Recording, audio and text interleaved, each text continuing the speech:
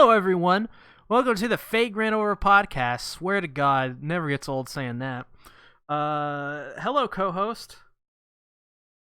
Hello, it's me, Malice, for the 14th time. It's Malice, not Malice, please. Malice. Ew, it's Malice.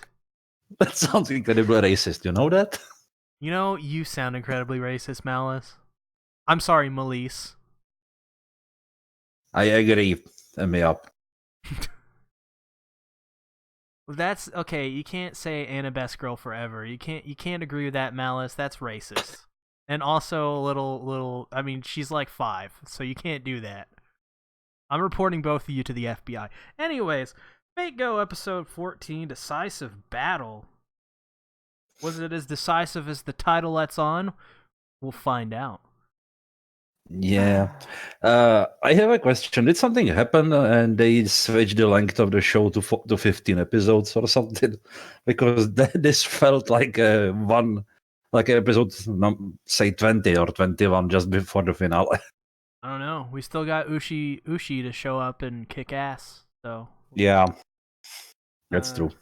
They make their way to Gorgon's lair, and there Anna decides to use her mystic eyes. Mystic eyes! Woo! Malice, say something.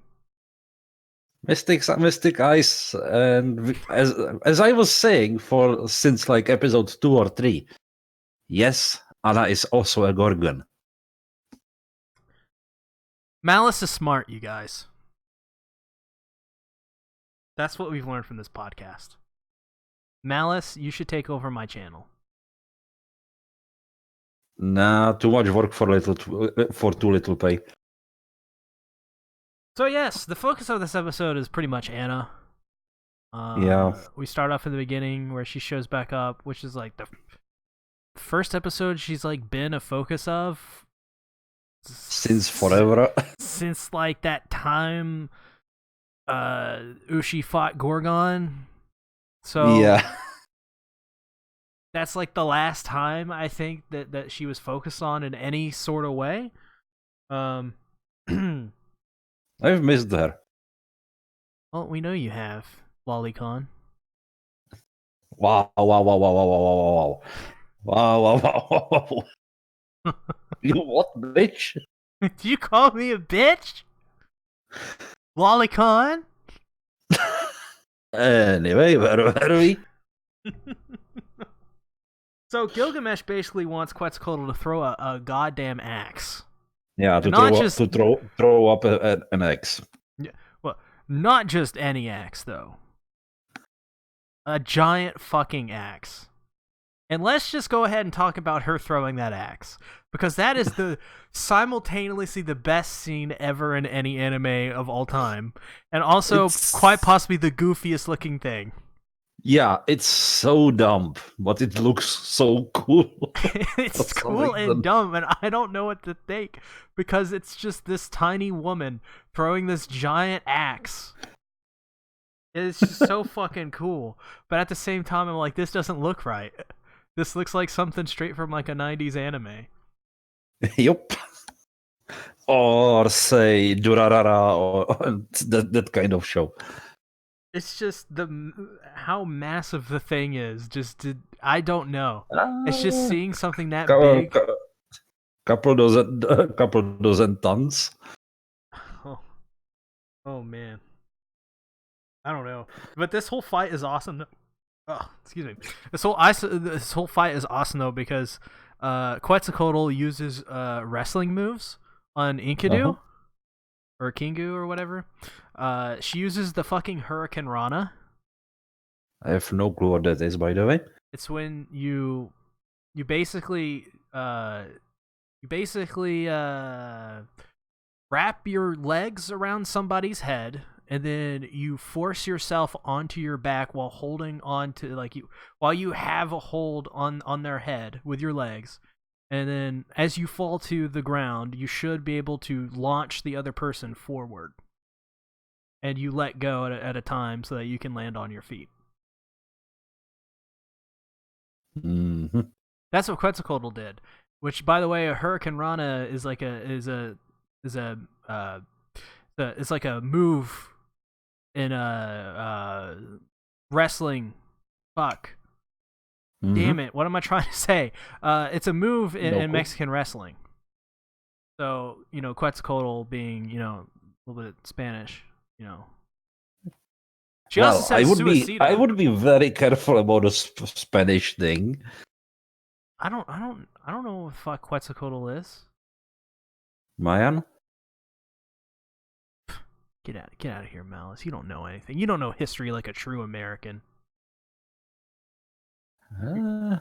Yeah, it's harder to have to remember quite a few hundred years more. Anyways. So, yes, she uses a Hurricane Rana, and I just wanted everyone to know that she used a Hurricane Rana. Also, there's a lot of underboob. Lots of underboob. I thought Ushi... I mean, I think Ushi has more underboob, but Quetzalcoatl definitely had a lot of underboob this episode. Mm-hmm. And I'm pretty sure we will have a pretty damn cool fight next episode as well. I'm talking about underboob. Malice is just like, moving on. Let's ignore what he said. No, well, in terms of this show, a cool fight typically means a lot of fan service on top of that. Yeah, that is true. That is true. It usually means some type of crotch shot or boobs flopping about. Yep. Or just somebody throwing a giant axe. But I also love after she throws the axe, Quetzalcoatl is like, "This is all a diversionary tactic in the name of suicida." Yeah. What was that supposed to mean? Suicida means suicide. Really? So, yeah. Have you ever heard of the wrestling move Tope Suicida? No. Tope con hilo? Nope. En fuego? Nope. No more Spanish than Malice. This is fucked up. Do they have tanks? Malice, What? I need to know. Ooh. What? Mexican people, do they have tanks? I'm pretty sure they do have something. Okay. Now, Malice knows a lot about. What mystic eyes do you think Anna has? Probably the same as Gorgon. What was Gorgon's again? Was it petrification? Yeah. Okay.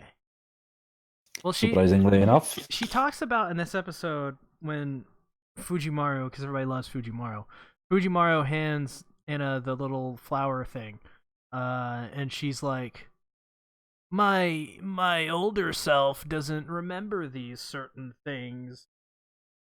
And I'm like, are you suggesting that you're Gorgon, like, or what? What are you suggesting here? Yep. So I don't know how that works. I don't know how Anna. I would think it's a personification of a split personality, kind of thing. I have no idea. I'm gonna take your gospel or Red Emia's gospel as word. Red Emia always dropping in here with all these factoids while we're struggling because we haven't done a podcast in a month.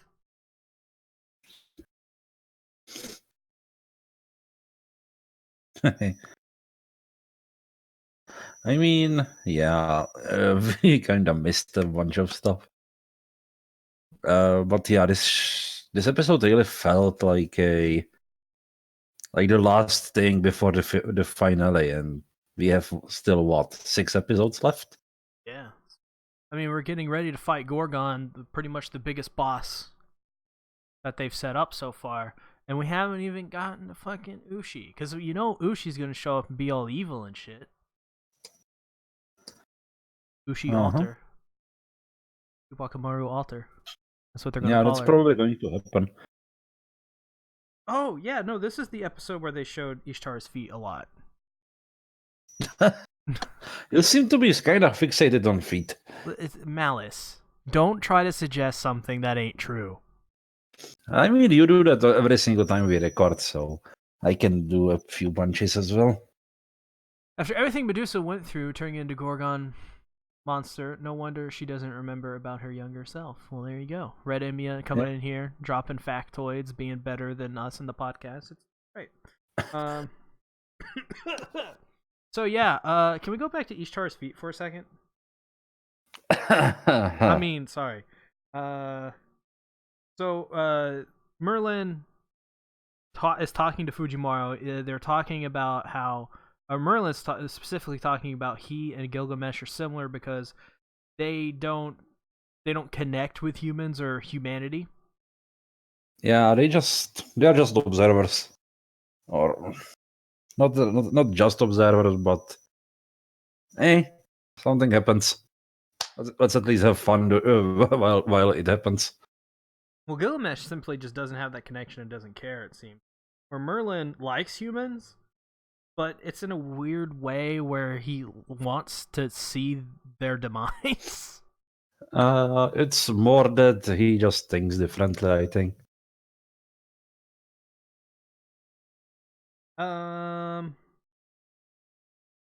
Let's. I don't know if Quetzalcoatl versus Enkidu. Oh, we should call this episode. This episode should be renamed Underboob City, bitch. What? You heard me. Did you just call me a bitch? No. You're thinking of things that aren't true. Also, it was really cool when they went to the Gorgon and she like lowers down to look at them face to face. It just created this really cool scene of this woman who has this giant fucking head talking to these groups of small little humans and Japanese people. It really brought in the perspective. It did. I was like, this is a cool fucking shot. I don't care what anybody says. Yeah. I do not care.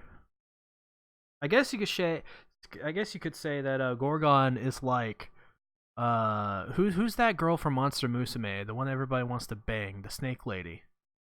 She's like this. Clue. She's like that, but gone horrifically wrong. Size up. Her name Milam? I have no clue. I haven't seen that show. I watched one episode. I was like, this is too much. This guy's stroking this girl's tail and she's getting off on it. I don't think that's how snakes work.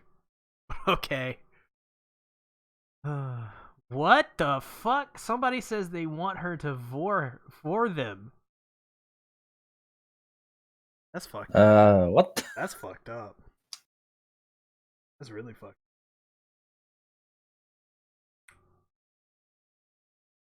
That's fucked up. Oh yeah, Gilgamesh has no nipples. Did you notice that? I just now noticed Gilgamesh has no nipples. Okay. Malice, you have to respond. You can't. Damn it, Malice.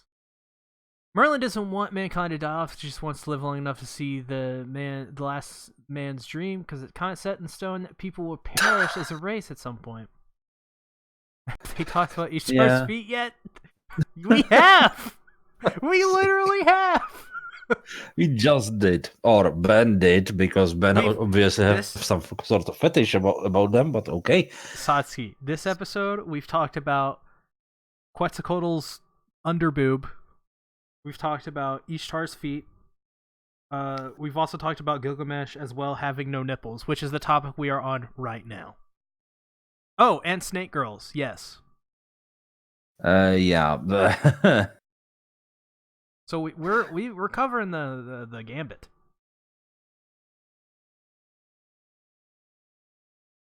We're the best podcast. We're the best. One of the most we are the best podcast. There's no one better. I have yeah, exactly. Let's see right now. I have seen enough doujins to know snake girl anatomy. No, I don't read doujins.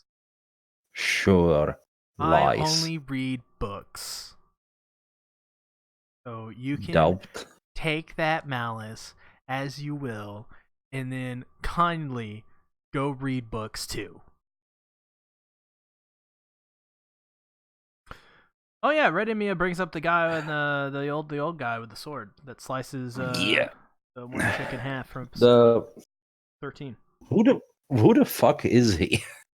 I'm gonna go ahead and say that he's this version's Kire Kotomine. Might be. Where he's just, I'm going to speak in a low voice and be ominous. Either that, or he might be someone like Merlin and Gilgamesh, just an outsider. You think he has underboob? I mean, he's pretty damn flat. I doubt that. What about his feet? Hey, keep your feet fetish for yourself. I don't have a foot fetish, Malice. You're the one who brought it up in the first place. No, I didn't. Yes, you did. No. I brought up how Gilgamesh has no nipples. Look at that. Look at that. No nipples. You can't not see that now. You can't unsee it. Doped. Also, Aresh Kegel. Resha Kegel. Ereshkigal. Yeah, her. She has no nipples as well. What? I'm pretty sure there was He what? showed a shot of her. She had no nipples. Don't think so. Listen, Malice, this is important topics. We're discussing. Look, there it is. No nipples again. What is up with these? You realize you are watching the stream a few seconds before me, right? Yes, but you have to understand, Malice. These servants have no nipples. Uh-huh. Maybe that's how you recognize they are a servant. Is by them not having nipples? Maybe. What are we talking about? Actually, you might be able to confirm this. Did Saber have nipples in the visual novel? Oh yes, most certainly. Most certainly she did. Yup. I can 1,000,000% confirm that. Okay. So that theory is gone. They all have nipples in the visual novel. Every single person. There's not one of them that doesn't. So maybe it's just a Grand Order thing then?